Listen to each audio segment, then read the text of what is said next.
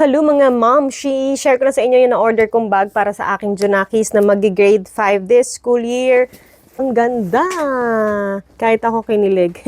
Super ganda, heavy duty, waterproof yung kanyang tela. So kahit na maulan-ulan, hindi basta-basta mababasa ang mga gamit ng ating Junakis. May patangay pa yan, oh, di ba? Ang cute.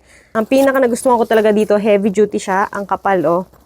Diba, Mi? Ang kapal niya kahit na mabigat yung gamit ng ating Junakis, carry. And, ang dami niyang bulsa, oh. Lahat de zipper. So, hindi basta-basta malalaglag ang kanilang school supplies.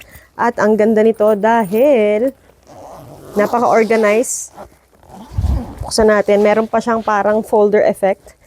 At talagang ma-organize na kahit na hindi na sila mag-pencil case, pwedeng-pwede nang ilagay ang kanilang mga ballpen, lapis dyan. Kahit sa likod, meron pa yang pa-zipper. Meron siyang pocket sa likod, di ba? Super nice! Lalagay ko na lang ang link sa ating basket.